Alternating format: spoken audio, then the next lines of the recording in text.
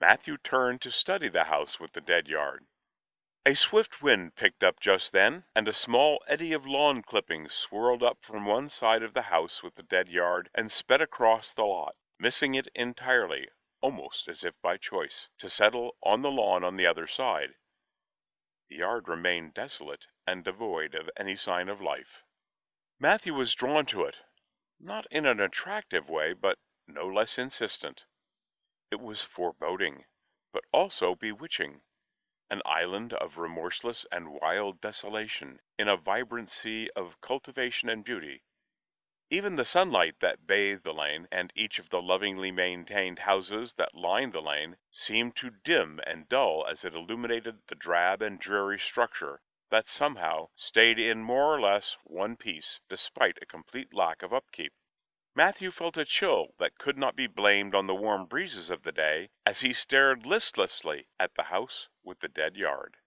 Inexorably, as sure as the passage of time itself, Matthew walked toward the house with the dead yard, each step as reluctant as the last, as an apprehension he had never known before gripped him. The sounds of the cheery neighborhood gradually faded and died in his ears, and his vision blurred ever so slightly as he stepped from the sidewalk onto the path leading up to the doorway of the house with the dead yard. Every unrelenting stride was accompanied by a breath,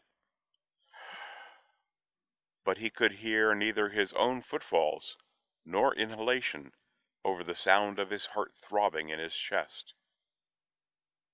It was not a dread, but a fatalistic resign that clouded his mind, and guided his movements as he stepped onto the porch and raised his hand to knock on the shabby door. When it swung open slowly before he could touch the wood, he was not surprised, which should have unnerved him. He could not see anything inside through the gloom, which should have worried him. Some inexplicable compulsion was drawing him inside, which should have terrified him. From across the street, Ella watched with rapt fascination as the stranger stared into the interior of the house with the dead yard, then reluctantly entered.